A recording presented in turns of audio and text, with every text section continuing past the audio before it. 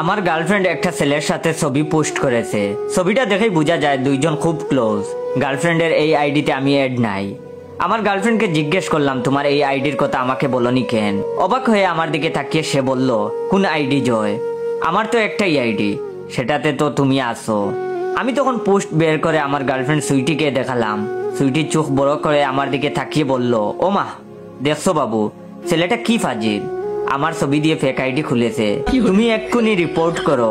আমি আইডিতে রিপোর্ট করলাম। এরপরে ওই আইডিটা খুঁজে পাইনি, মনে হয় ফেসবুক ব্যান করে দিয়েছে।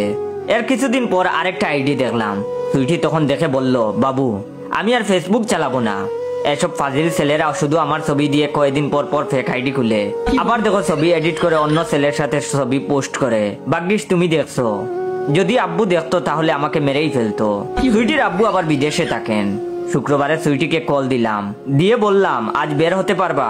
তখন সে বলল, না বাবু, আজ বের হতে পারবো না।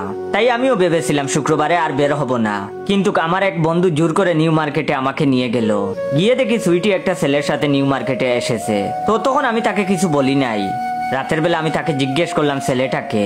তখন সে বলল, বাবু, তুমি রবিনকে চিনো না? ও তো আমার কাজিন। আম্মু আমাকে পাঠিয়েছে একটা জিনিস কিনতে। তুমি কি আমায় অবিশ্বাস করো জয়? তখন আমি বললাম, না না, অবিশ্বাস কেন করব? বলে রাখা ভালো, সুইটির সাথে আমার 2 বছরের সম্পর্ক। মেয়েটা খুবই ভালো, দেখতেও বেশ সুন্দর। একদিন রবিনের সাথে আমার টিএসসি তে দেখা হলো। রবিন আমাকে দেখেই ডাক দিল, জয় ভাই। আমি প্রথমে চিনতে পারিনি, পরে চিনলাম আর মনে মনে বললাম, আরে এটা তো সুইটির কাজিন। রবিন আমার কাছে এসে বলল, আপনি জয় ভাই না? আমি আবারও মনে মনে ভাবতে শুরু করলাম, রবিন আমাকে কি করে চিনলো, বুঝতে পারলাম না। সুইটি কি ওর ফ্যামিলিতে আমার কথা বলেছে? মেয়েটা দেখি খুব কাজের। তখন আমি বললাম, হ্যাঁ আমি জয়, আপনি? তখন সে বলল, আমি রবিন। আর বলল, আপনি তো সুইটির কাজিন তাই না? আমি হতবাক হয়ে চেয়ে রইলাম। রবিন বলল, সুইটি আপনার কথা প্রায়ই বলে। আমি তখন বললাম, সুইটি আপনার কে হয়? তখন সে বলল, আপনি খুব ভালো মানুষ তাই বলছি। সুইটি আমার গার্লফ্রেন্ড। আমি এটা শুনে আমার কথা হারিয়ে গেছে। কোনো মতে নিজেকে সামলিয়ে জিজ্ঞেস করলাম, কতদিনের সম্পর্ক আপনাদের? তখন সে বলল, 3 বছর ভাই। ছেলে দেখি আমার সিনিয়র। আমি তখন তাকে বললাম, ভাই সময় আছে আপনার কাছে? তখন সে বলল, হ্যাঁ ভাই। ছেলের মুখে এখনো হাসি লেগে আছে। একটু পরে অবশ্য হাসিটা থাকবে না। আমরা মধুর ক্যান্টিনে আসলাম। আগে একটু চা খেয়ে নেই। ওর হাসিটা দেখতে ভালো লাগছে। ও ভাবছে গার্লফ্রেন্ডের কাজিনের সাথে সম্পর্ক ভালো হচ্ছে, সামনে কাজে লাগবে। বলা তো যায় না, যদি পালিয়ে বিয়ে করতে হয়। চা খেতে খেতে আমি বললাম, রবিন, তুমি কি সুইটির কোনো ফেক আইডি দেখেছো? রবিন অবাক হয়ে আমার দিকে তাকিয়ে বলল, হ্যাঁ ভাই, কয়েকটা ফাজিল পুলা এই কাজ করেছে। আমার আর বুঝতে বাকি রইল না, ঠিকই আমার মতোই ওকে বুঝানো হয়েছে। তখন আমি বললাম, আইডিটা এখন নাই তাই না? তখন সে বলল, আমি রিপোর্ট করার পর আর নাই। আমি তখন বললাম, আইডি ঠিক আছে, তোমাকে ব্লক করা হয়েছে। এবার অন্য আইডি থেকে সুইটির আইডি খুঁজে বের করলাম। রবিন এটা দেখে ঠিক বিশ্বাস করতে পারছে না, আর আমাকে বলল, ভাই আপনি এসব জানলেন কি করে? আমি তখন একটু হেসে বললাম, আমিও তোমার মতো একজন ক্যান্ডিডেট। তখন সে বলল, বলেন কি? আমি তো জানতাম আপনি সুইটির কাজিন। তখন আমি বললাম, আমিও জানতাম তুমি সুইটির কাজিন। তারপরে একটা ফেক আইডি খোলা ছেলেকে মেসেজ দিলাম, আমি সুইটির কাজিন, তোমার সাথে কথা আছে, যোগাযোগ করো।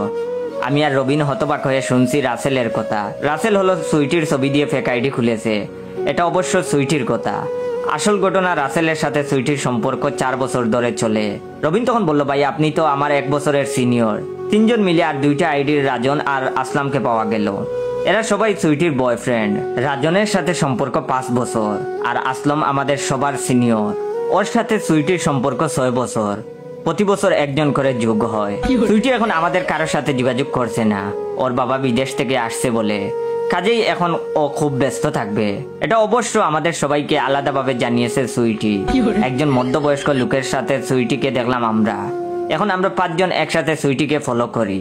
রাতে সুইটিকে মেসেজ করলাম, আজ তোমার বাবার সাথে তোমাকে দেখলাম, তোমরা শপিং করতে গেছিলা বুঝি? তখন সে বলল, হ্যাঁ, পরে কথা হবে, এখন আমাকে মেসেজ দিবে না।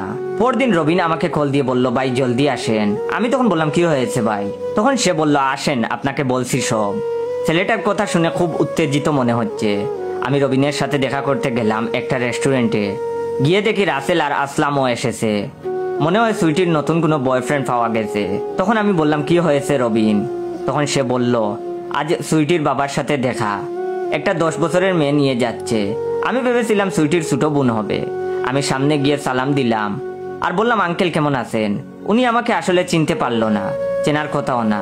আমি তখন বললাম, আমি সুইটির ক্লাসমেট। তখন তিনি বললেন, আমাকে আঙ্কেল ডাকছেন কেন? তখন আমি বললাম, আপনি সুইটির বাবা না? তখন তিনি বিরক্ত হয়ে বললেন, সুইটি আমার স্ত্রী। ভদ্রলোক তখন বিরক্ত হয়ে বললেন, সুইটি আমার স্ত্রী, এটা সুইটির মেয়ে। রবিন বলল, ভাই আমি এটা শুনে দ্রুত পালিয়ে এসেছি। পরে খবর নিয়ে জানলাম উনি সুইটির দ্বিতীয় হাজবেন্ড।